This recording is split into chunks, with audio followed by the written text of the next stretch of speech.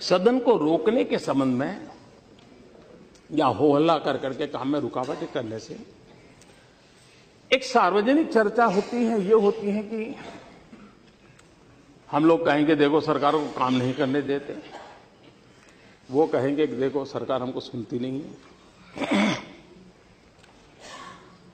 किसी को लगता है देखो हमने दिखा दी हमारी ताकत, भले हम कम हैं लेकिन हम, ये सब चल रहा है। लेकिन एक और बात है जिस पर ध्यान देने की आवश्यकता है, ये सदन क्यों नहीं चलने दिया जाता है? इसलिए नहीं कि सरकार के प्रति रोष है, एक इंफीरियरिटी कॉम्प्लेक्स के कारण नहीं चलने दिया जाता, क्योंकि विपक्ष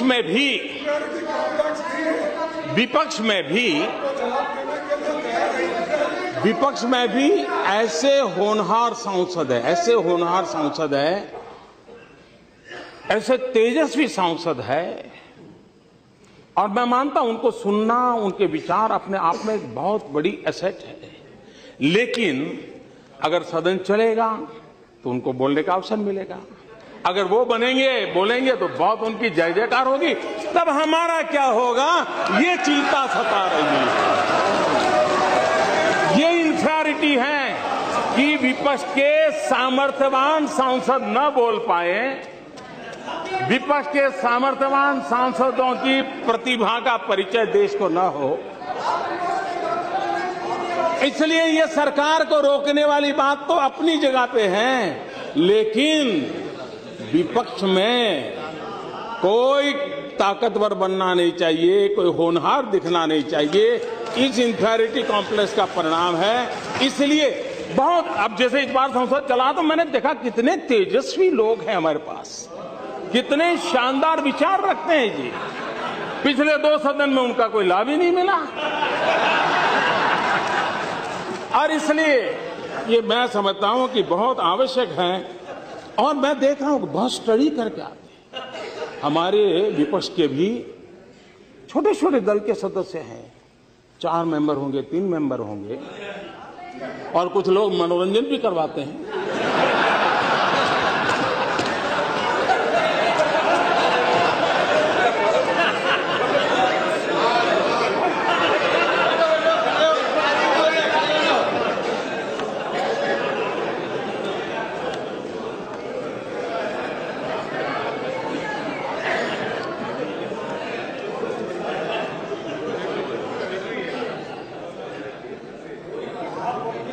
मेरे मन में जब मैं कुछ पढ़ता रहता हूं तो कुछ बातें अच्छी लगती हैं। हम लोग किसी की मजाक नहीं उड़ानी चाहिए। मेक इन इंडिया की मजाक उड़ा रहे हैं ना, मेक इन इंडिया की मजाक उड़ा रहे हैं। ये मेक इन इंडिया देश के लिए है। हाँ, सफल नहीं हुआ तो सफल होने के लिए क्या करना चाहिए, सफल होने में क्या कमियां हैं उसकी चर्चा होनी चाहिए। लेकिन मैं एक बात कहना चाहता हूं, और मुझे लगता है जाने ऐसा क्यों है कि हम लोग अपने देश की इमेज ऐसे बनाते हैं जैसे हम भीख का कटोरा लेकर के निकले हो, और जब हम खुद ऐसा कहते हैं तो दूसरे लोग यही बात और ज्यादा चीख करके कहते हैं और ज्यादा मजबूती से कहते हैं। ये मैं नहीं कह रहा हूं, श्रीमती इंदिरा गांधी कह रही है। ये 1974 में इंद्रप्रस्थ कॉलेज में आपने, इंदिरा जी ने ये भाषण किया था, और इसलिए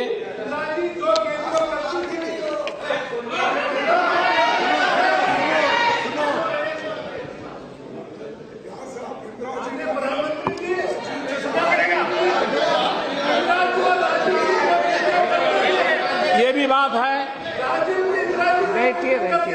कि हम कोई भी नई योजना लाए, नई तरीके से लाए, तो कुछ लोगों को उम्र तो बढ़ती है लेकिन समझ नहीं बढ़ती है, तो समझने में बड़ी देर लग जाती है। कुछ लोगों का ऐसा रहता है और इसलिए चीजें समझने में बड़ा समय जाता है। कुछ लोग तो समय बीतने के बाद भी चीजें समझ नहीं पाते और इसलिए अच्छा लगता है विरोध करें, तो वो विरोध करना अपना तरीका ढूंढते रहते हैं। और इसलिए मैं एक पीड़ा कहना चाहता हूं। हमारे देश में बहुत सी दिक्कतें हैं,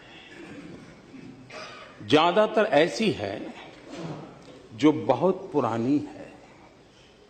गरीबी, पिछड़ापन, अंधविश्वास, कुछ गलत परंपराएं, कुछ समस्याएं विकास और तरक्की के साथ भी आई हैं। लेकिन इस देश की सबसे बड़ी चुनौती है तेजी से हो रहे बदलाव का विरोध।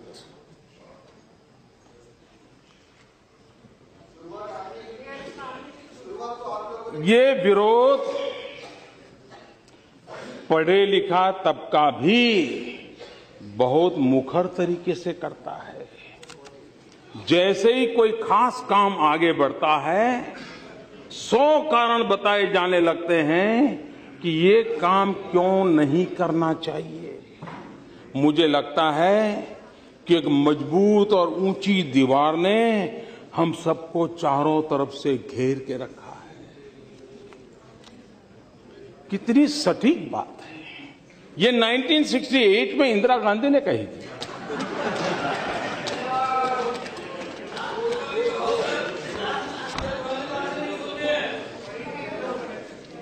यहां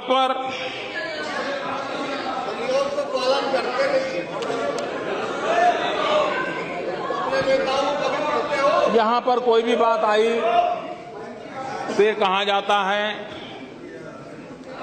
कि ये तो हमारे समय का है, ये तो हमारी देन है। कुछ बातें ऐसी हैं जो आप ही की तो देन है। अब हमने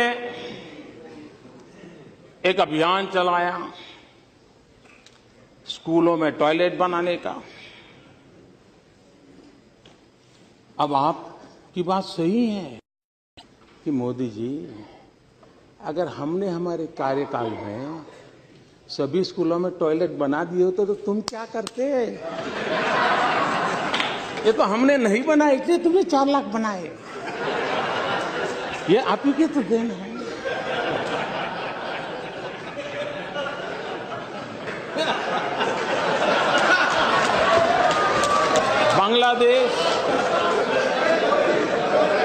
बांग्लादेश की सीमा का विवाद,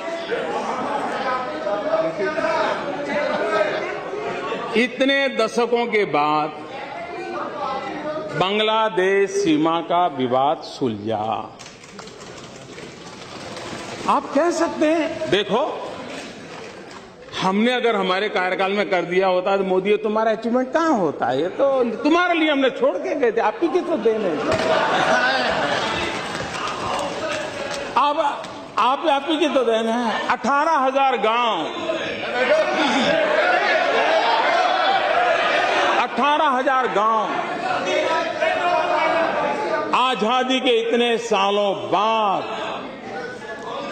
अंधेरे में डूबे हुए हो, और अगर हम उन गांवों में बिजली पहुंचाए तो आप गर्व से कह सकते हो कि मोदी जी ये 18,000 हमने, हमारी तो देन है, तभी तो आप कर रहे हो। और इसलिए ये आप ही की देन है, इसका मैं कोई इनकार नहीं कर सकता। 60 साल के आपके ही कारोबार का ये परिणाम है, इसका कोई इनकार नहीं कर सकता है। और इसलिए कभी कभी बड़े गर्व के साथ मनरेगा की चर्चा होती है, मनरेगा की चर्चा होती है। ज्ञान देने की जरूरत नहीं है। मैं जरा कहना चाहता हूं इसका इतिहास 50 साल पुराना है, लेकिन उसके पहले भी राजे रजवाड़ों के जमाने में भी ऐसी कुछ न कुछ बातें चलती थी। आप देखिए 1972 महाराष्ट्र की रोजगार गारंटी योजना 1972 में आई।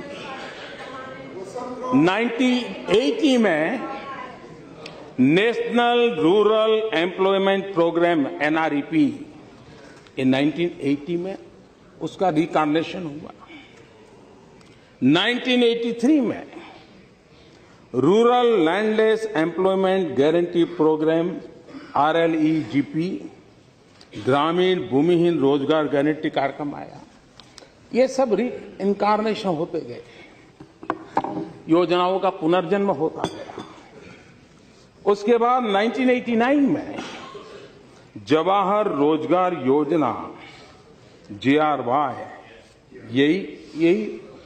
ये मनरेगा का पिछले जन्म का नाम है। देखिए मैं हैरान हूं, बाद में जवाहरलाल जी का नाम निकाल दिया गया और किसी और ने नहीं निकाला,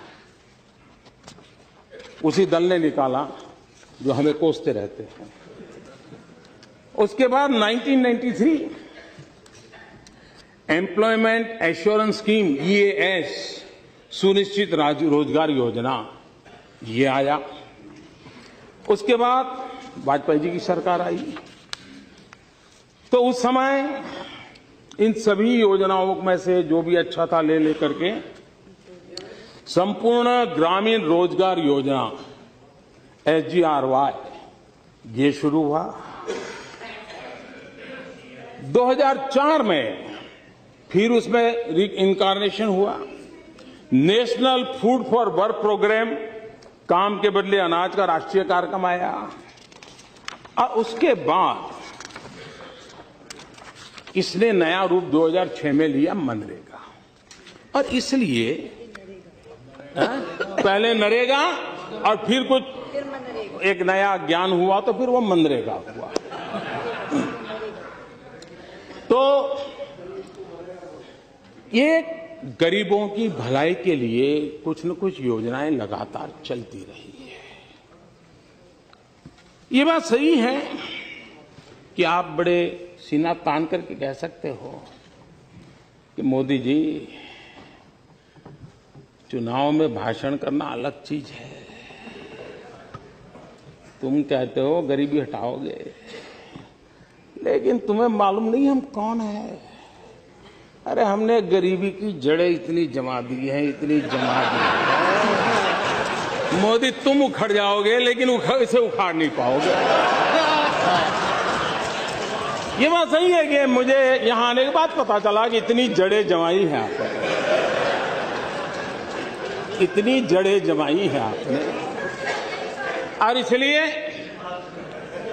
मैंने पिछली बार भी कहा था, इस बात का कोई इनकार नहीं करेगा कि इस देश के 60 साल के कार्यकाल में अगर हम गरीबों का भला कर पाए होते तो आज मेरे देश के गरीबों को मिट्टी उठाने के लिए गड्ढा खोदने के लिए मजबूर नहीं होना पड़ा।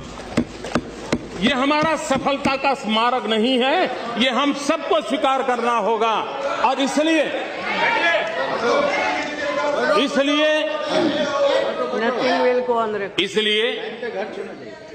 ये हमारा दायित्व भी बनता है कि ये जो क्रमिक विकास चला है इस योजना का, उसको और अच्छी बनाए और उस जिम्मेवारी को निभाने का हम प्रयास कर रहे हैं। लेकिन ये बात स्वीकार करनी होगी कि हम उस हालत पर देश को लाए हैं, इवन स्किल लेबर को भी अनस्किल होने में मजा आने लगा है। और इसलिए मैं जब कहता हूं कि हमारी विफलताओं का स्मारक है, इसका मतलब यही है कि गरीबी न होती तो इस नरेगा या मनरेगा की जरूरत नहीं होती। लेकिन